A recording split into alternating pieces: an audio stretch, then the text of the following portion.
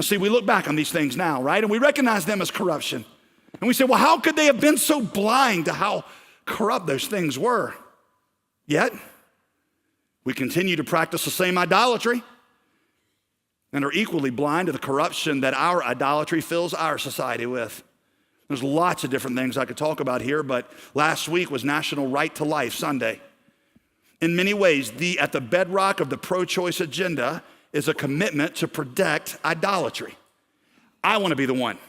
I want to be the one, instead of God, who determines the life or death of the baby based on not his design, but how it affects me. In fact, I went to the Planned Parenthood website, and I pulled off their explanation of their commitment to abortion, elective abortion. They said, and I quote, "Everybody has their own unique and valid reasons for having an abortion. Some of the many different reasons people decide to end a pregnancy include, well, they're not in a relationship with somebody they want to have a baby with. Well, it's just not a good time in their life to have a baby. They want to finish school or focus on work or achieve other goals before having a baby. Or they just don't want to be a parent."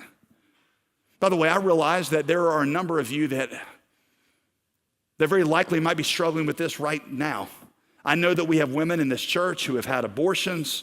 I know that some are currently experiencing an unplanned pregnancy, and I know that you are hurting and you are confused, and maybe you felt like in the situation you didn't have any other options, and there were all these pressures that were on you, and you didn't know what to choose, and I don't want to make this any harder than it is. I genuinely don't. We are here for you to walk with you in that. I know that we even in our church have people who work, people that attend our church that work in some of these clinics, and I know that you entered that profession not with any ill will, but you did it because you wanted to serve. And so I understand why you're conflicted when I get into something like this, but I want you to think about this.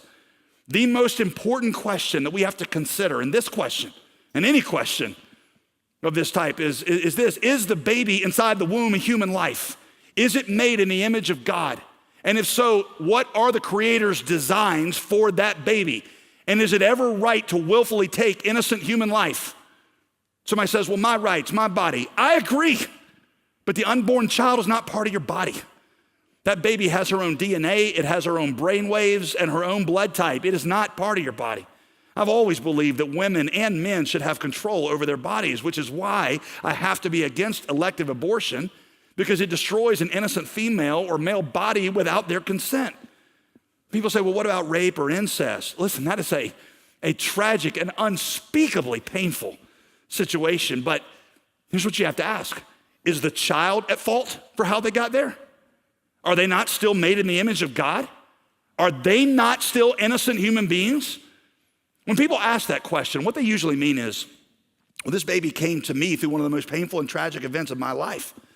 Should I be forced to bear the burden of something that just reminds me of that pain? And that certainly is a heart-rending situation. But again, here's the most important question. How does a civil and just society treat innocent human beings that remind us of painful events? By killing them? Would we do that with a 2-year-old that reminds us of a painful event? Again, the question is whether this is a human being made in the image of God. And is it God's design for us to protect innocent human life or to use it or dispose it when it's convenient for us? People say, well, what about those babies that we know are going to be mentally disabled or have some kind of significant deformity? Are they not still made in the image of God? If so, then they deserve our protection. At the end of the day, the question is, who gets to determine whether a baby lives or dies? Is it the Creator's design, which is that innocent people made in the image of God deserve our protection, or do we get to deny that when it's inconvenient for us? By the way, even if you're unsure, you're like, well, scientifically, medically, I'm not sure when the baby actually becomes a human being, and you have all these questions. Even if we just suspended that question for a minute, I actually think it's pretty clear, but if you suspended it and you say, we're not sure if it's a human being. The way I think about it is like this. If you go hunting with a friend and you and your friend get separated, and as you're out there hunting, suddenly something rustles in the bushes, and it might be a deer or it might be your friend. Do you just go ahead and take the shot, just unsure which one it is, on the chances that it might be a deer? No, if there's any chance at all it's a human life, you don't take the shot. If there's any question about is the baby a human being, then you side on the side of preserving human life. Now again, I realize that I know some of you got in what felt like an impossible situation. And there were all kinds of pressure coming, and maybe you felt like you had no other option. I need you to understand that there is forgiveness, there is healing. There's not judgment coming from us.